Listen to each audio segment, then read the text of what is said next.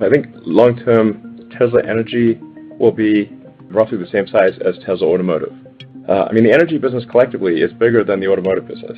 Hey, I'm Steven and this is Solving the Money Problem. If you're new, welcome. If you're not, welcome back. So in this video, we're discussing Tesla's energy business, which Elon Musk believes in the future could be at least the same size as their colossal automotive business. So with that said, let's get into the video. And by the way, since I know there's a lot of crypto lovers watching and people who like free stuff, it's your lucky day. For a limited time, you can get up to $250 in free crypto bonuses when funding a new account on BlockFi, where you can use cryptocurrency to earn interest, borrow cash, and buy or sell crypto. If you want your free crypto, use the link in the description. It also helps out the channel. And if you'd like up to 2 free stocks, check out the link in the description to WeBull. If you open a new account, you'll get 1 free stock valued up to $250 just for opening an account. And if you fund your account with $100, you'll get a second free stock valued up to $1,600. Unless you don't like free stocks, that is. And if you're in Australia, the UK, or New Zealand, you can get a free stock with stake, also using the link in the description. Let's get back to it. This battery is one of the largest battery energy storage systems in the world.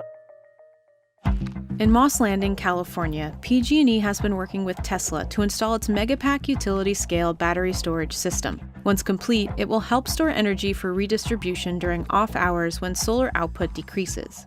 California needs generation for our September, August as our key areas and when we need storage to be able to capture it during the day and then release it in the afternoons, evenings. As nations around the world set goals to transition to renewables, demand for these large-scale storage systems is on the rise. The market size of grid-scale battery storage is expected to become a $15 billion market by 2027. I'm going to say massive, enormous, gigantic underestimation here. And I'd love you folks to keep me accountable, so please, a few of you I'm sure you will. Set a reminder for early 2028 to check back in on this figure. I think this is going to be an embarrassingly low estimate. In fact, apart from Tony Seba from Rethink X, I don't see anyone else in the media at all coming even close to where I think that this market is going to go in the future. People just don't seem to understand exponential growth. They can't factor in the declining costs. It just doesn't. Anyway, let's move on. Welcome everyone to basically the announcement of Tesla Energy. Tesla got into the energy business in 2015, and it's betting it will become increasingly important for the company. In 2020, it surpassed 3 gigawatt hours of energy storage deployments in a single year, largely due to the popularity of Megapack, like the one being built in Moss Landing. I think long-term Tesla Energy will be roughly the same size as Tesla Automotive. The energy business collectively is bigger than the automotive business. And just to put this into context for those of you who aren't aware or may have forgotten, we are looking at the list of the world's largest companies by revenue. Let me know if you guys can spot the trend. Number 2, energy. Number 4, energy. 5, energy. 6, energy. 7, energy. 8, automotive. 9, energy. 10, automotive. Number 12, energy. I really want to emphasize how enormous this opportunity is. And Tesla is in pole position to take a huge slice of the energy market, disrupt the oil and gas companies, disrupt electricity companies, disrupt a lot of energy utilities and providers as well. Remember, Elon and Tesla are aiming to be producing 20 million electric vehicles in about 10 years' time, and they believe that the energy business could be at least equivalent to this in terms of revenue, if not larger over the long term. They have really deep technical knowledge of batteries, not just the cells themselves, but how to operate them, how to build a battery management system, how to package them well, make sure they're in the right kind of thermal window. The systems have smart technology built into them. The technology and the way the batteries are actually configured is one thing, but equally significant at the moment is how you control them. Tesla have a system called Autobidder that actually chooses what the battery does and when it does it. Tesla's energy products is one of their true hidden treasures. I haven't heard a single person discuss Autobidder software in the mainstream media, not even once until this pseudo-documentary. Most retail investors are completely oblivious to this, and I understand why. It's not consumer-facing, it's hidden behind the scenes, but you really need to educate yourself on this if you're a Tesla shareholder, if you own Tesla stock, or even thinking of investing in the company. This is a hidden treasure that's so critically important. Tesla has a huge competitive advantage here, and people are totally blind to this fact. If you haven't already seen my deep dive on Tesla Energy, I'll put a card in the corner. We go into detail about Autobidder, Opticaster, and plenty more. This is really important stuff to know if you're a Tesla investor. The long and short of it is once you understand fully Tesla's energy software, it's likely to cause a seismic amount of activity in your pantaloons, enough to register on a Richter scale. let's move on. The amount of data we get from each mega pack is phenomenal. Do you know what I mean? The Tesla product has got a lot of technology built into it. It's really an answer to one of the big challenges we've got. We all know that we're transitioning our electricity systems to renewables. It is the way of the future. We're going to see a lot of these. Lithium-ion batteries are now everywhere, from electric vehicles to our phones. Though there are many other types of batteries in the works, lithium-ion is still the most cost-effective for utility-scale storage. In the past, prohibitively high costs have meant that lithium-ion batteries couldn't be used at large-scale grid storage levels. In the past decade alone, according to estimates from Bloomberg NEF, costs fell about 90%. With the world transitioning to electric vehicles, demand for electricity could be greater than ever before. People are moving towards electric vehicles. Roughly, you need twice as much electricity if all transport goes electric, and then you need 3 times as much electricity if all heating goes electric. This is a prosperous future, I think, both for Tesla and for the utilities. And with the recent failure of the power grid in Texas and brownouts in places like California, energy storage is becoming necessary to keep power up and running. And it just so happens I found myself in Austin, Texas in the midst of this unprecedented winter storm. Went without running water for almost an entire week due to a burst pipe. One of thousands of burst pipes to thousands of different apartment complexes in the city. It was an absolute clusterfuck. In addition, many people, thankfully not me, but many of the friends that I've made in Austin went without power for multiple days, and unfortunately people died as a direct result of there not being energy storage attached to the energy supply in Texas. Absolute debacle, total disaster. In fact, it was a complete clusterfuck. Thankfully, this event has now spurred on a lot of action. Some energy storage is now being implemented, and hopefully nothing like this is ever going to happen again. I mean, just imagine being responsible for providing electricity to the residents of Texas and not having energy storage and people dying because of your incompetence. This is a mistake that only happens once.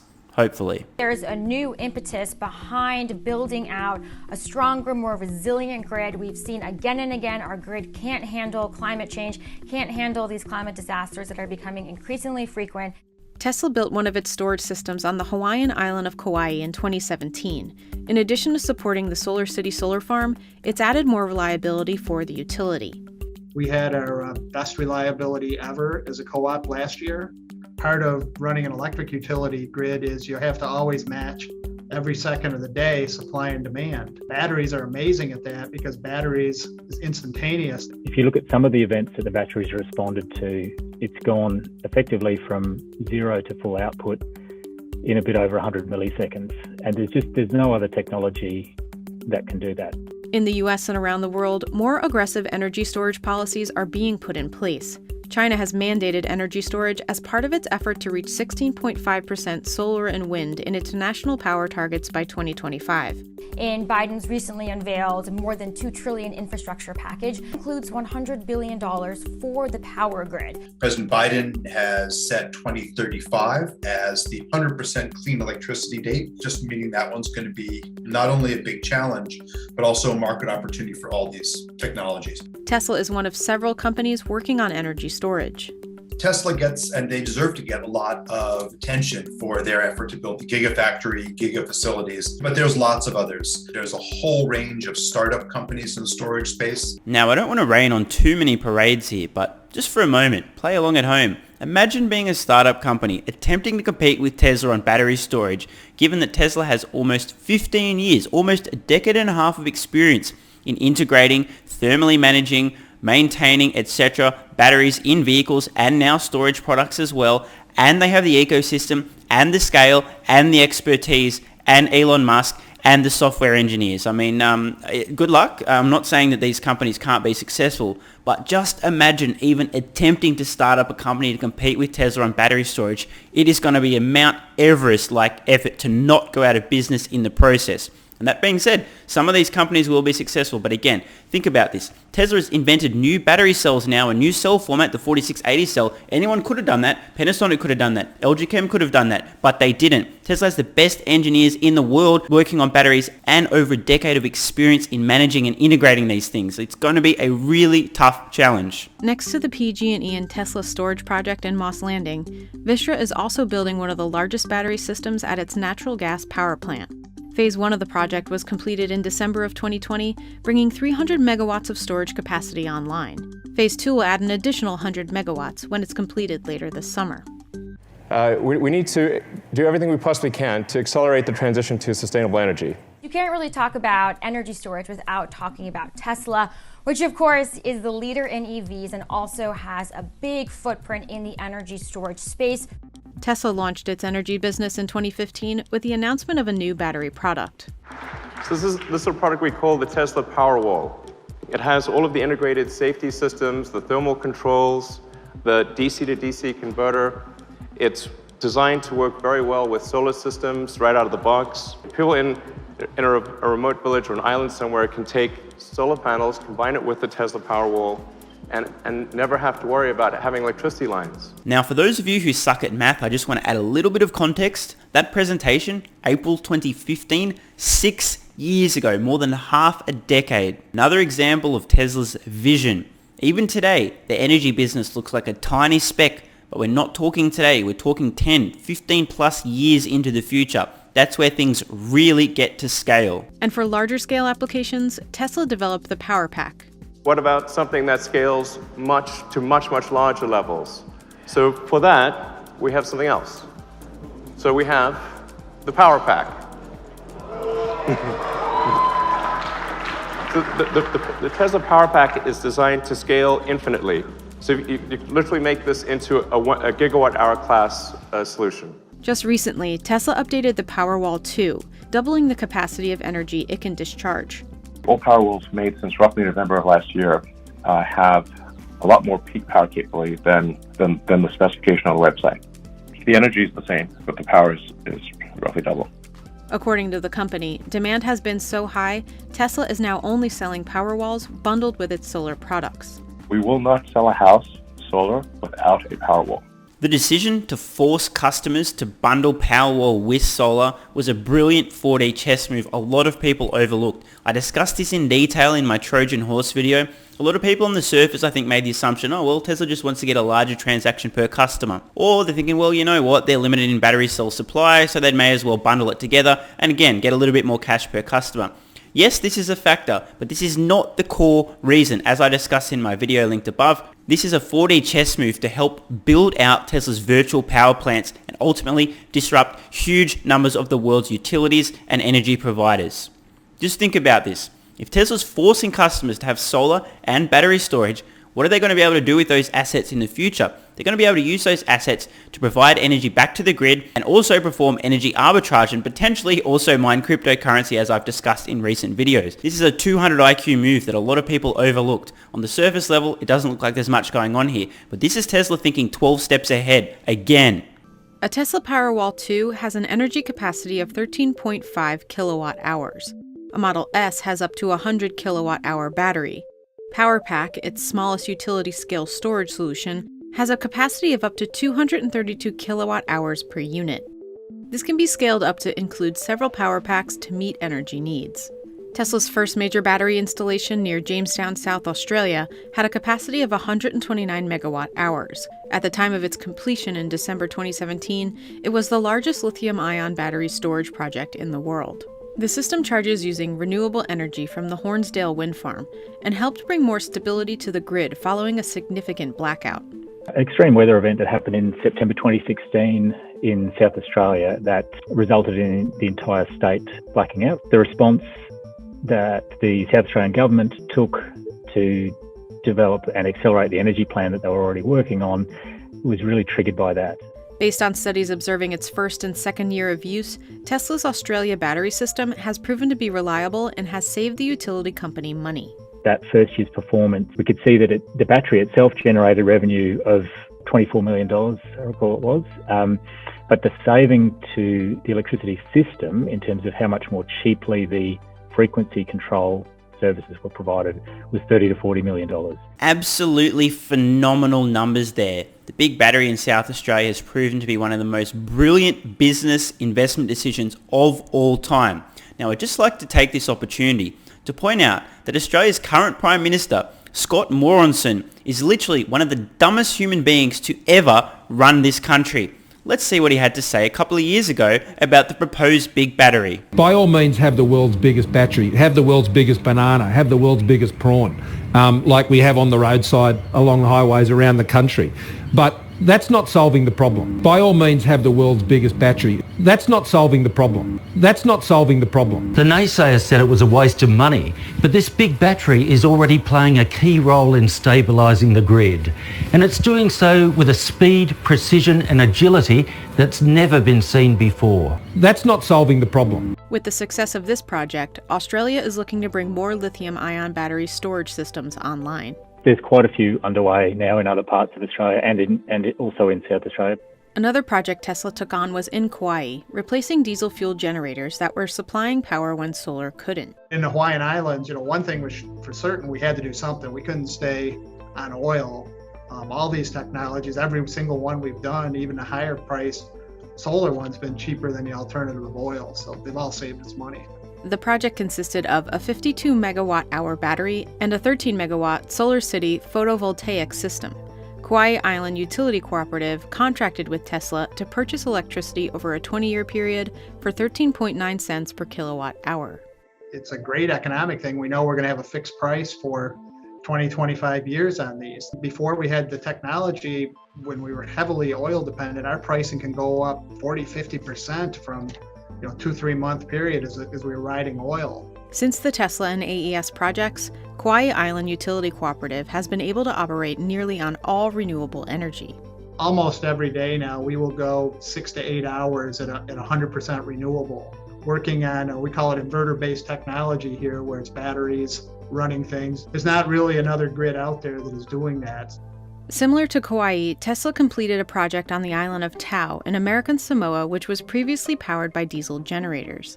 Tesla installed 5,328 solar panels and 60 Powerpacks, and said this would allow the island to stay powered for 3 days without sunlight.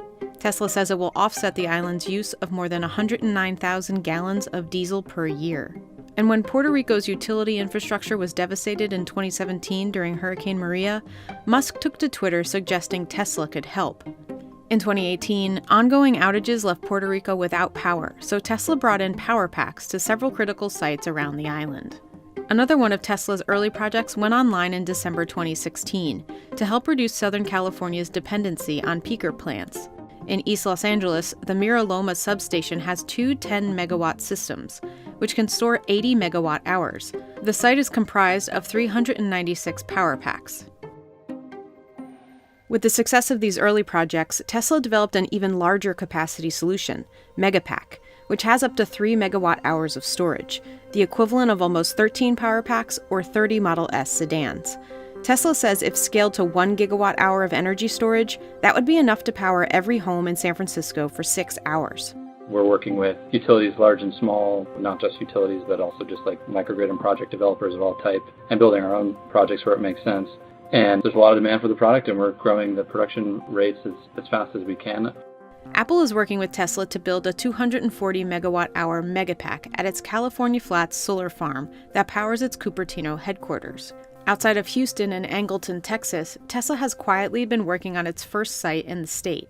Once complete, the 100-megawatt system will be capable of powering about 20,000 homes. CNBC visited PG&E's Megapack site in Moss Landing, California, which is expected to be completed by the end of the summer. We're standing at the PG&E Elkhorn Energy Storage Project. It's 182.5 megawatts of Tesla Megapacks. They're next to another very large project, which is the Vista 300 megawatt energy storage project. Combined, you're looking at 1,930 megawatt hours between the two projects, which really makes Moss Landing, as some would say, the energy storage capital of the world right now. California is the top producer of renewable energy in the U.S. In 2014, the state realized that the renewables were great, but we needed to do something to deal with the excess. So the state started launching its energy storage programs. As part of energy storage, one of our first assignments was to procure 580 megawatts to be online by 2024. It is the glue that holds it all back together, is the energy storage. If you consider how much energy we do use, we're going to need more facilities like this. When PG&E looked to integrate an energy storage solution, it said it received several proposals, but ultimately chose Tesla for this site. Tesla definitely had the most mature product Their understanding of energy storage was better than the rest. They've already done UL 9540A burn tests on their Powerpack product for these mega packs. If there is a fire, it self-extinguishes. It's one of the few projects I've ever worked on where this is going to save customers money. What an absolute savage. I love the honesty from this bloke. One of the few projects he's ever worked on that's actually going to save customers money. Now, let's pick this apart a little bit. The idea there is that obviously sometimes these projects are necessary, they need to happen, but the big benefit here is in addition to the fact that this needs to happen, it's also going to save customers money. This is a win-win rather than just a win. Big difference. And of course, huge props. They went with Tesla. They've got the experience, the expertise, and the systems, reliability, and a track record. This is going to be a recurring theme in the future as well. There may be cheaper solutions here and there, but from companies that aren't as well established, that don't have the same track record as Tesla or the same reputation. The long and short of this is we can look forward to many more projects announced in the future featuring Tesla mega packs for the energy storage. While Tesla has been aggressive in its rollout, it is unclear how profitable this business is for them. It does not break out energy storage sales from its solar business.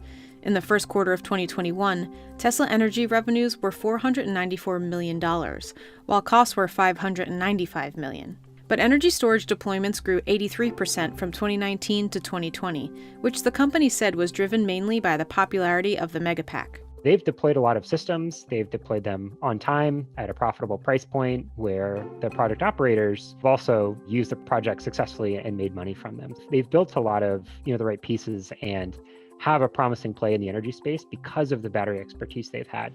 And the future looks promising for Tesla and others in the space.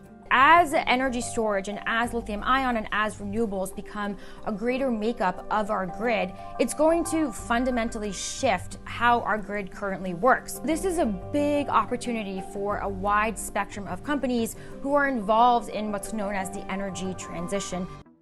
There are still a bunch of hurdles to making lithium ion batteries. First of all, while the costs have come down a lot, they are still high.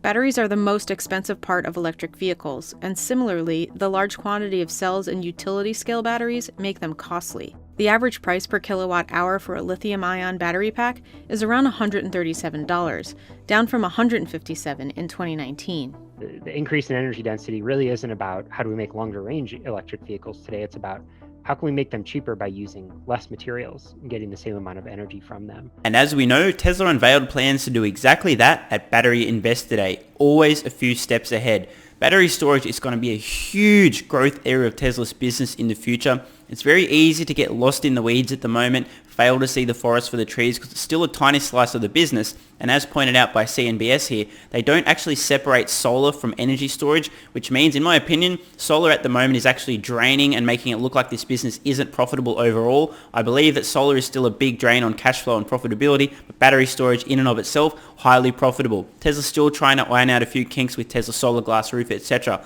But either way, this is a big area of their business to pay attention to. Right now is the point in time where the entire stock market is totally overlooking the potential of Tesla's energy. If you don't know where things are headed in the future, look at the declining costs, use your brain a little bit and infer what that means for the future. And I'd love to know your thoughts in the comments below. In fact, how about a prediction? Let me know the exact year that you think Tesla's energy business in terms of total revenue will exceed its automotive business. I'm Stephen Mark Ryan. This is Solving the Money Problem, and I love you all. And don't forget, if you'd like up to $250 in free crypto bonuses with BlockFi, use the link in the description. You can also get 2 free stocks with WeBull and a free stock with Stake, also linked in the description. Thanks so much for watching. Let me know your thoughts in the comments below. And of course, if you have any ideas for future videos, let me know. I read all your comments. P.S. If you're still watching, you're awesome. If you'd like early access, exclusive videos, regular Q&As, our private Discord server and more, consider supporting the channel at patreon.com/solvingthemoneyproblem so I can keep creating content for you guys. There's a link in the description. You can now also become a member of the channel for some exclusive perks. To learn more, click the join button next to subscribe. And don't forget to check out our merch store. Either way, the best form of support is you being here and watching, so thanks again.